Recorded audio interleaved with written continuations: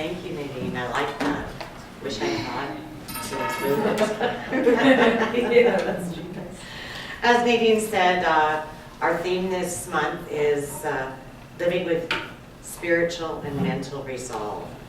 And I take mental resolve to mean when we make up our mind to do something and stand strong in it. And the spiritual resolve I see as standing strong in our spiritual understanding and knowing. And my talk today, as Nadine says, what exactly is it ours to do? What is our responsibility to be in that place of resolve? And truly one of the best ways is spiritual practice. And I'll talk about the different ways to do spiritual practice and ideas behind them in a minute.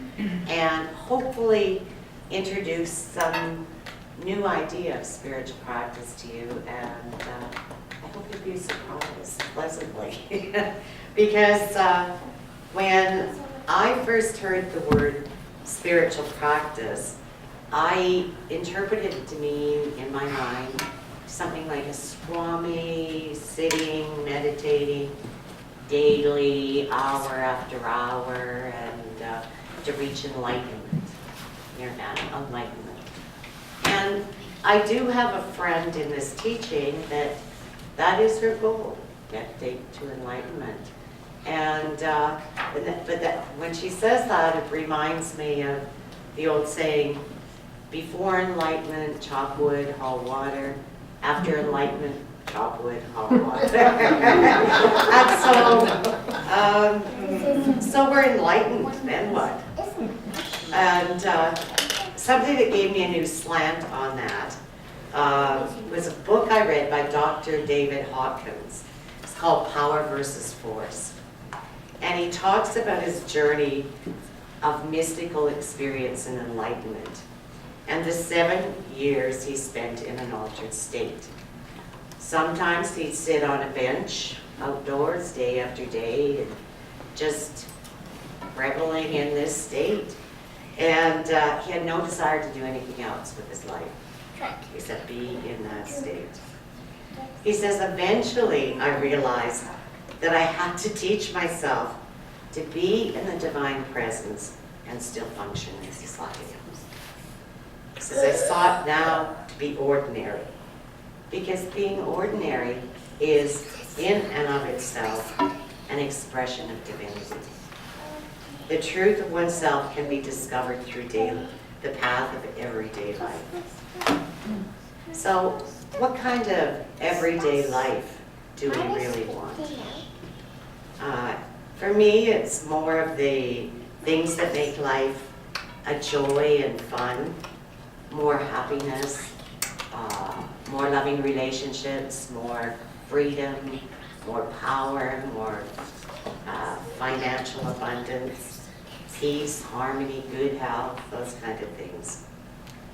And we also learn in our teaching, those are also the qualities of God. And they are our divine birthright. That everything is all these things have already been given to us. Nothing has been denied. So if we don't have them in our life right now, what are we doing to block this flow of good? Something is. How are we standing in the way? What can we do about it? Well, we know best through doing. So what kinds of things do we need to be doing? Well, as simple as it sounds, we need to start putting into practice what we hear right here. Because we can say we know football or tennis by watching it on TV, right? Figure we know it. But until we pick up that ball and run with it, pick up that racket and hit the ball, we're not even in the game.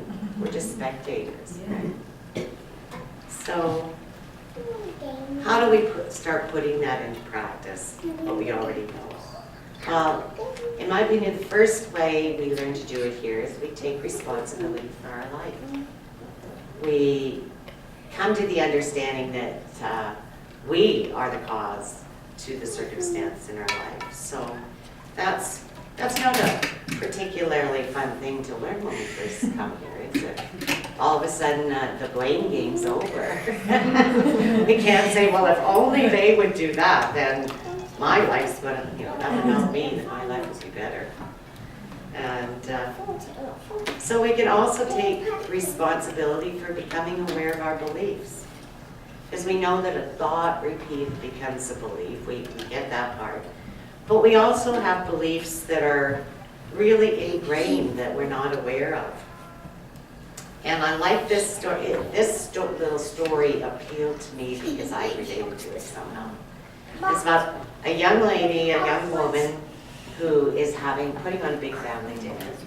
And her mom's there, her sisters are there, her aunts are there. And they're all in the kitchen helping out and watching her as she's going to put a roast with vegetables in a big pan. And she starts by hacking off the ends of the roast. And her grandma's standing beside her and says, well, why are you doing that? And she looks at her and she says, well, that's the way my mom taught me, and that's what she said, she said you taught her. And the grandmother goes, well, that's true, but I did it because I only had one small roasting pan. And so I think, well, what kinds of ideas do we have that we're not even aware that where they come from? Even generation after generation. Now that was a silly example, but we pick up things and they just get stuck in there, and most people go through life and they never take out their beliefs to the light of day and have a look at them and go, well, does this really make sense anymore? Do I really still believe this? Is it even true? So once we do start to take notice, it's more from a distance, right? We don't judge ourselves. We just go, oh, isn't that interesting that I thought that? Right? So, and getting rid of those old beliefs is like weeding the garden. We take them out and we make room for something more healthy and beautiful to grow. Something we actually want there. We consciously choose. And another thing we can take responsibility for is our right use of willpower. And as Reverend Nadine knows, that was a big one for me. I used to say to myself, well, if it's going to be, it's up to me. And by that I meant I'm just going to work harder. I'm going to find the way through this. I'm just going to put more effort and work into it. And but that stumbling block did turn out to be the stepping stone for a better experience to me. When I'm using my will to align myself with Source first, I'm reminding myself that I'm not the Source. And the Source is not my job. It's not other people around me. The Source is the Source. And as I come into alignment with that idea, before I take any action, things work out so much better, so much easier. Things come to me in ways that I wouldn't even have thought of while I was running around. And so once we finish clearing out some of this stuff, we do have the spiritual tools to create a healthy life full of abundance, loving relationships, and all the things we want. And like I said, when I first heard of spiritual practice, I thought it meant meditating. But meditating is only one of them. And some, like I said, might surprise you. One that we heard Reverend J.K. talk about in his last talk was listening as a spiritual practice. Listening from the heart. First from within, to our own wisdom, for our own guidance, and then to others from the heart, without judgment, without comment. And that was I was very glad to hear about this, because it always really upset me when someone wanted to talk to me and they were upset, because I felt so helpless. I didn't know if I could help fix them or help fix their problem. So I just felt helpless. And now I know I can, from the place of listening from the heart, I can know that they are a unique expression of the divine. I can know that they are whole, perfect and complete just as they are. They don't need my fixing. They do have that power within them.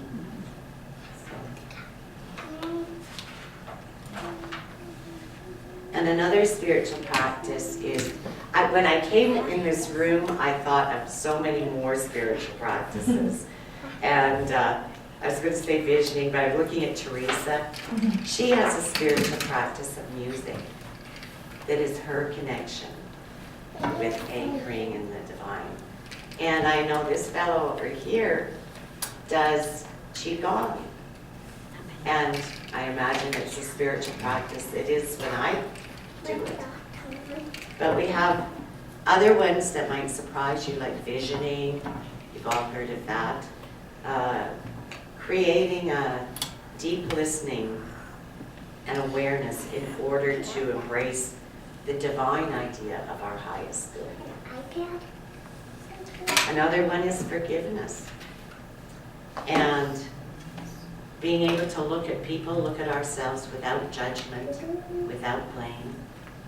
And I know that I find it much harder to forgive myself than someone else. Because someone else, I can just say, they're just being the way they know to be right now. But when I look at myself, and once I am able to forgive myself for past mistakes and say the same thing about me, I open to a greater feeling of worthiness about myself. And another spiritual practice that we do here, whoops, are you okay, little guy? Good girl. Another spiritual practice we have is sacred study. And it's through spiritual classes, through spiritual reading. And we sure offer always a lot of that here. And when I first came to Joy of Life, there was a terrific guy, Yale, you might remember Yale, yeah, that had a motorcycle, custom motorcycle shop, a longtime student of Science of Mind. And he used to say, Sunday service is the appetizer. The real meat and potatoes, the real meal, are through classes. And that's all I'm going to say about that, except that there is a wonderful energy, a wonderful feeling of when you're doing this self-discovery in a group, and people are opening up, and you see their increase in awareness, their ahas, when they pick up something that really makes them see life in a new way. And another one is sacred service, which is taking the time to volunteer somewhere or do deliberate or random acts of kindness. So I'm going to tell a story that really, I think, hits it home to me. It's called We Can Make a Difference. And it's the story written by Lauren Ensley, I think I'm saying his name right, Isley. And he was a very special person. He was both a scientist and a poet and a writer. So from those two unique perspectives, he wrote so insightfully and beautifully about the world and our role in it. So he wrote this story about a man that used to go to the ocean in order to write. And one day he was walking along the shore, and he sees quite far ahead of him somebody, and it looks to him like they're dancing, they're bending, and he hurries and gets closer. He thinks, well, this is great. look at that person dancing to the day. But as he gets closer, he sees that the young man isn't dancing. He's reaching down to the shore and picking up something and very gently throwing it into the ocean. So as he gets closer, he calls out, "Good morning. Why are you throwing those starfish into the ocean?" And the young man paused and said to him, "Well, the sun is coming out, and the tide is going out, and they will die if I don't. If they stay here, they will die." His response surprised the writer, and he didn't know how to reply. So instead, he walked back to his cottage to do his writing. All day long as he wrote, the image of this young man doing this haunted him. And he tried to ignore it, but it just persisted. Finally, he realized that he, who was the science and the poet, had missed out on the essential nature of the young man's actions. Because he realized what the young man was doing was choosing not to be an observer in the universe, but to make a difference. So when morning came, he woke knowing he had to do something. So he got on his clothes, went down, found the young man, and together they spent the rest of the morning throwing starfish into the ocean. You see, what this young man's actions represented to him was something that's special in each and every one of us.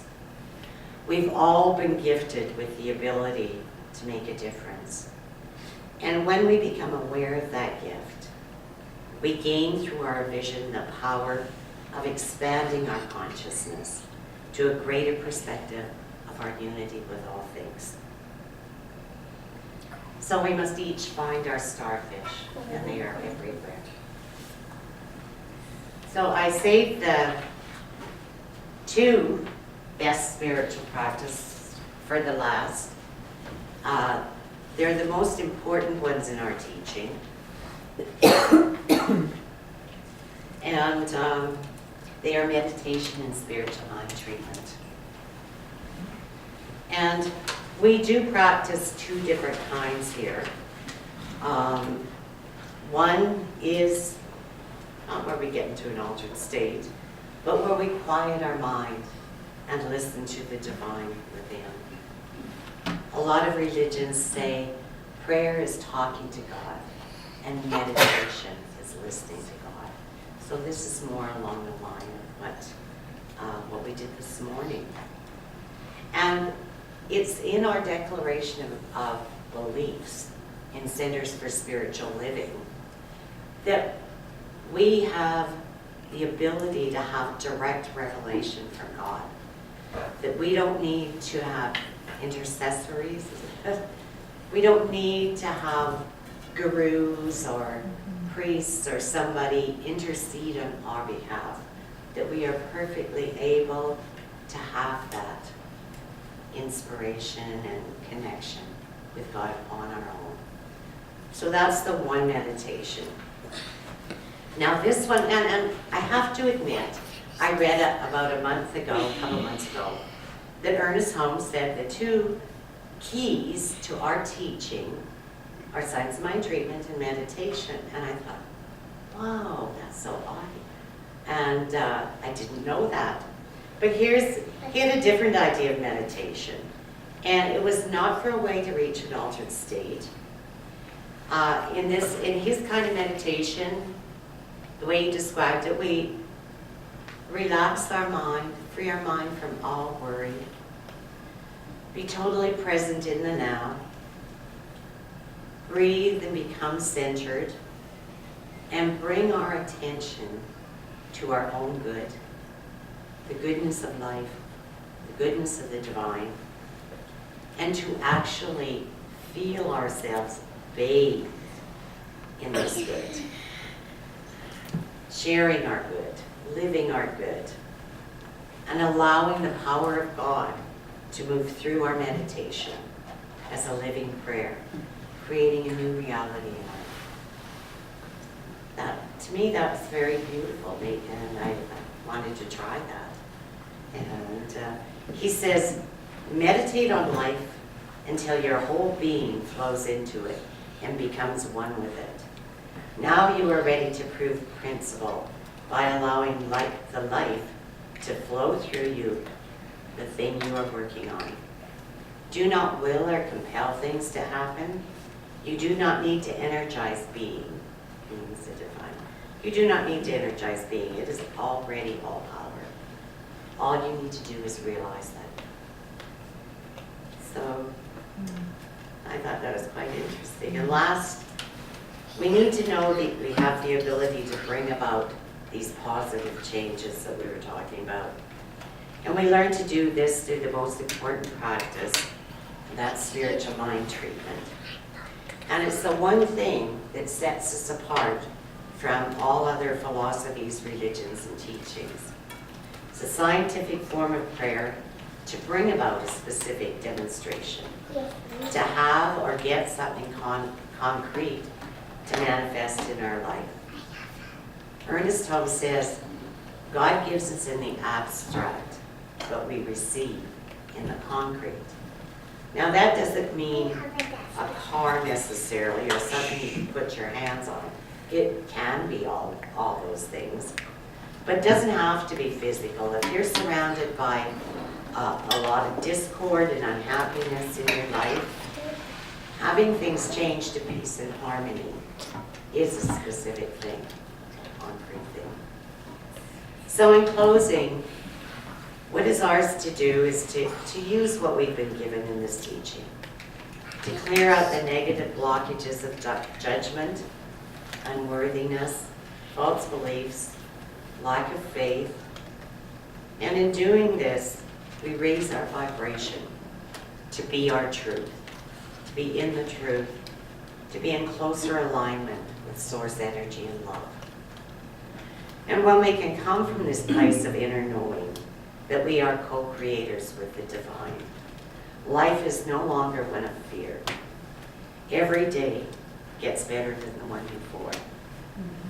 We go from being spectators in life to having the spiritual and mental resolve to the state of course of being joyful participants. Thank you. So it is.